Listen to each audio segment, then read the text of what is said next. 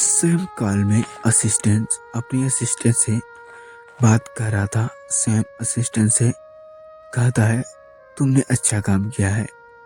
दूसरी तरफ से असिस्टेंट कहता है बस क्या आप सच में ऐसा करना चाहते हैं? आप एक बार भी फिर से सोच लीजिए, जिंदगी किसी को बार बार मौका नहीं देती। स्वयं एक उदासी भरी मुस्कान के साथ कहता है जिंदगी ने मुझे मौका नहीं दिया, बल्कि मैंने मजाक उड़ाया है सब। बस मैंने तुमसे जो कहा है वो करो। स्वयं अपने असिस्टेंट को ऑर्डर देते हुए कहता है असिस्टेंट जी अभी काम कर रहा था, उससे गुस्सा नहीं था, लेकिन ये उसके बॉस का ऑर्डर था, इसलिए वो उसे ये काम करना ही था। स्वयं अपने असिस्टेंट को सारी बातें समझाने के बाद कॉल कट करता है और एक उदास भरी आवाज से कहता है पता नहीं मेरी जिंदगी मेरे साथ ऐसा खेल क्यों खेल रही है।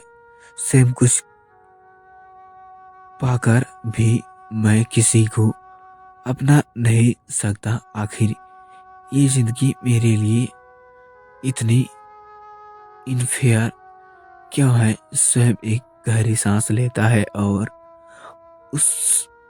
अपने कमरे की तरफ चला जाता है। ताने जहां स्वयं के अलावा भी कोई और था जो स्वयं की बात सुन रहा था। स्वयं से बड़े ही दूर पर अंगद खड़ा था, जिसने स्वयं और उसके असिस्टेंट का सारी बात सुन ली थी। अंगद स्वयं की बात सुनकर काफी परेशान हो गया था। एक तो अब स्वयं की हेल्थ को लेकर काफी परेशान था, ऊपर से स्वयं ने जो ऑर्डर अपने असिस्टेंट को दी थी उसने तानी बहुत इफेक्ट होने वाली थी।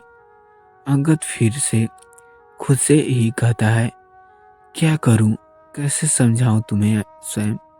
आखिर जो तू करने जा रहा है इससे तू दोनों की जिंदगी फिर से उलझन जाएगी। अंगद को स्वयं के डिसीजन से कुछ अच्छा फील नहीं हो रहा था, लेकिन अंगद कर भी क्या सकता था।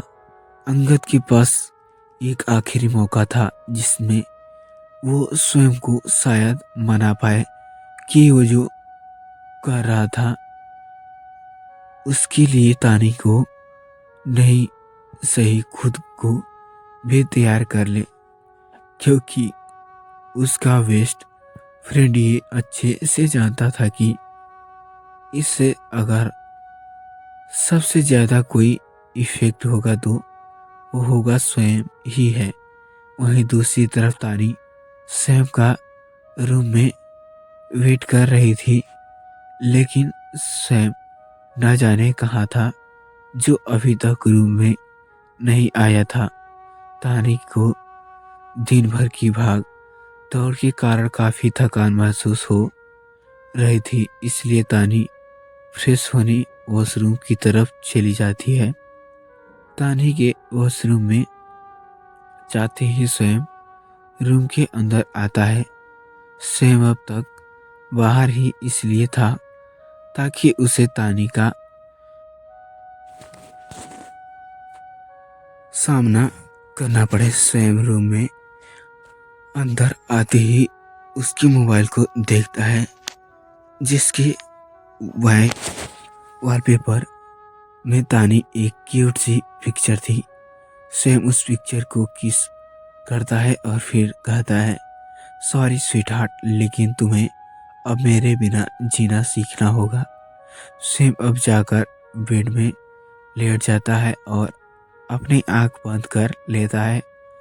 अब वॉशरूम का डोर ओपन होता है और तानी बाहर आती है तो देखती है स्वयं पहले ही सो चुका है। तानी अब कुछ ज्यादा नहीं सोचती, बस सैम के साइड में जाकर लेट जाती है। तानी को सैम से सवाल तो करने की थे, लेकिन तानी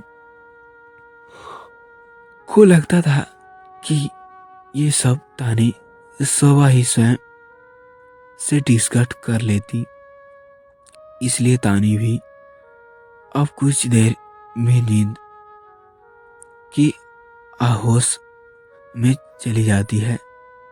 स्वयं अभी तक सोया नहीं था, स्वयं बस सोने का प्रिटेक कर रहा था ताकि कम से कम कल सुबह तक वो तानी के सवाल से बच सके। स्वयं जो अभी सीधे लेट हुए था, तानी की आंख तरफ मुड़ता है और बहुत प्यार भरी नजरों से तानी को देखते हुए लगता है स्वयं की आंख में अभी तानी को देखकर एक सुकून था। स्वयं तानी के फेस पर आ रहे बाल को उसके कान से पीछे करता है। वह एक स्माइल के साथ कहता है, always be happy sweet heart. तुम्हारे ओठों की मुस्कान मेरे लिए सबसे ज्यादा मायने रखती है। स्वयं अब बेड से उठता है और तानी को ब्लैंकेट से अच्छे से कवर करता है। स्वयं अब बालकनी में जाता है और ऊपर आसमान में चांद को निहारने लगता है। काफी देर स्वयं ऐसे ही बालकनी में खड़ा था। उसके आंख में अभी अभी नींद नहीं थी। स्वयं का दिल आने वाले कल के लिए बहुत बेचैन था। सिर्फ अभी वही जानता था कि वो किन जज्बात से अपने अंदर ही अंदर लग रहा था। स्वयं अब पीछे पलटता है और आसमान से सो रहे ताने को देखता है और अब एक गहरी सांस लेता है और कहता है, बस कल सुबह तक वेट कर लो तानी, फिर यकीन मानो तुम्हारी लाइफ में सब कुछ ठीक हो चुका होगा। अगली सुबह स्वयं को रात भर नींद नहीं आई थी। कभी बालकनी में, कभी सोफे में बैठकर, तो कभी मोबाइल चलाकर स्वयं अपनी पूरी रात काट चुका था। तानी नीचे किचन में ब्रेकफास्ट बना रही थी, वहीं स्वयं अभी ऑफिस के लिए रेडी ही हो रहा था। तभी स्वयं के मोबाइल के एक मैसेज आता है। मैसेज उसके असिस्टेंट का था, बॉस काम हो गया है, मैं आपके घर बाहर हूँ। उस मैसेज को पढ़कर स्वयं का दिल बैठ चुका था। भले ही स्वयं ने ही अपने असिस्टेंट को ये काम सौंपा था, लेकिन स्वयं ही जानता था कि वो इस पल के लिए खुद को किस तरह से तैयार कर रहा था। स्वयं थोड़ी हिम्मत जुटाता है और नीचे जाता है। नीचे हॉल में स्वयं के डैड और अथर दोनों बैठे हुए थे। दोनों अभी स्वयं के हेल्थ के बारे में ही बातें कर रहे। स्वयं जैसे ही उनके सामने जाता है, स्वयं को देखकर दोनों ऐसे चुप हो जाते हैं जैसे उन्हें इस बारे में कुछ भी पता ना हो। स्वयं एक स्माइल के साथ अपने डैड और अथर को देखता है। वह कहता है, गुड मॉर्निंग डैड। अथर की तरफ देखते हुए, गुड मॉर्निंग भाई। दोनों भी स्वयं की तरफ देखते हुए उसे भी गुड मॉर्निंग विश करते हुए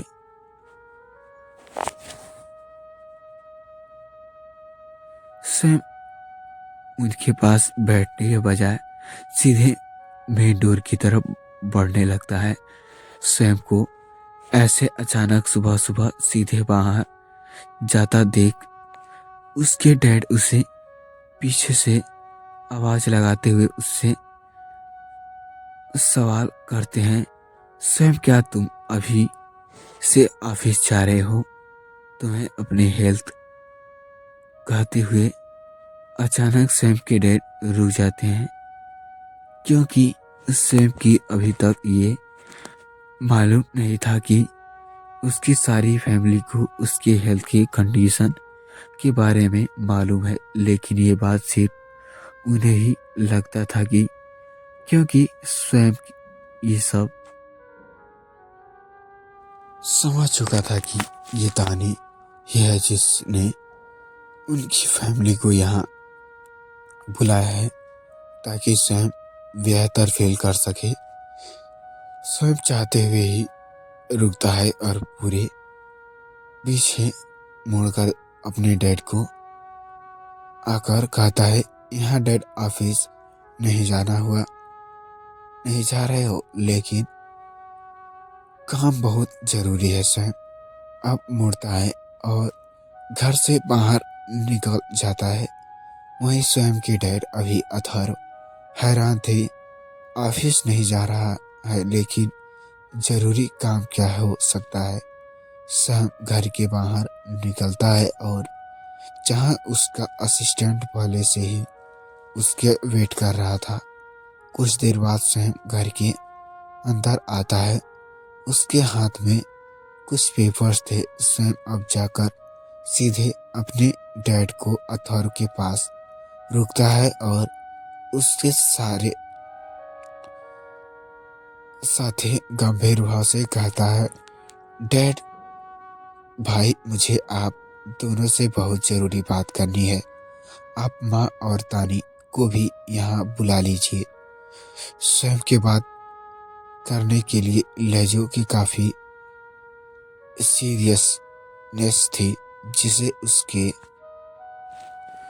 डैड और अथर्व भाग चुके थे कि सैम के डैड और अथर्व सोफे से उठते हैं और सैम के डैड पूछते हैं, क्या बात है बेटा, तुम इतने परेशान क्यों लग रहे हो?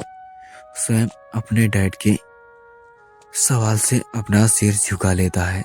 सिर्फ अपनी वही जानता था कि उसने क्या किया है और वो क्या करने वाला है। सैम कुछ भी नहीं कहता, लेकिन अब वहाँ सैम की माँ और तानी भी आ चुकी थी। उन दोनों को आता देख सैम अपना बात कहना स्टार्ट करता है। सैम अपने डैड की तरफ देखता है और उन पेपर्स को उनके पीछे तरफ बढ़ाते हुए कहता है, डैड मैंने एक फैसला किया है और मुझे पूरा भरोसा है कि आप सभी मेरे इस फैसले में मेरे साथ देंगे। सैम के डैड कुछ पल हैरान से सैम की तरफ देखते हुए और फिर से पेपर्स को सैम से लेकर उसे पढ़ने लगते हैं। सैम की डैड जैसे ही उस पेपर्स को पढ़ते हैं, उसके डैड के फेस के इम्प्रेशन ही चेंज होने लगते हैं। उस पेपर को पढ़ने के बाद सैम के डैड परेशान से स्वयं की तरफ देखते हैं और जो बिना किसी एक्सप्रेशन के चुपचाप खड़ा था। सैम के डैड भी उलझी को वही खड़ा हर एक शख्स समझ चुका था कि तानी, अथर्व और सैम की माँ सैम और उसके डैड पर अपनी नज़र टिकी हुई थी। उसके कुछ कहने का वेट कर रहे थे, लेकिन दोनों के दोनों ही कुछ कहने के बजाय एक दूसरे को देखते हुए भूत बने चुपचाप खड़े थे। दोनों के बीच में गंभीरत को वहां मौजूद हर समझ रहा था। फाइनली स्वयं के डैड अपनी चुप्पी तोड़ते हुए कहते हैं, ये तुम क्या करने जा रहे हो?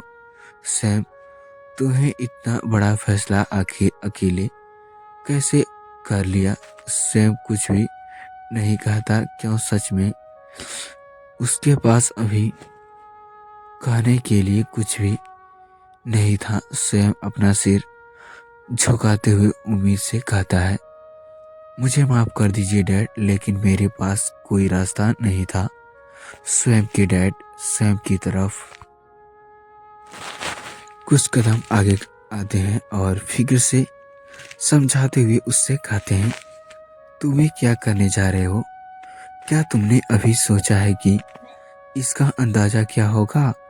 ये सिर्फ तुम्हारी ही नहीं बल्कि हम लोगों की लाइफ को भी इफेक्ट करेगा। तो फ्रेंड्स, मैं आशा करता हूँ ये स्टोरी आपको अच्छी लगी होगी। तो फ्रेंड्स, ये स्टोरी आपको अच्छी लगी होगी तो प्लीज़ चैनल पर नए हैं तो चैनल को सब्सक्राइब कर दे, बेल आइकन को ऑल पे प्रेस करना मत भूलिए गाइस। मिलते हैं ऐसे इस वीडियो के साथ नेक्स्ट पार्ट में। तब तक के लिए बाय फ्रेंड्स।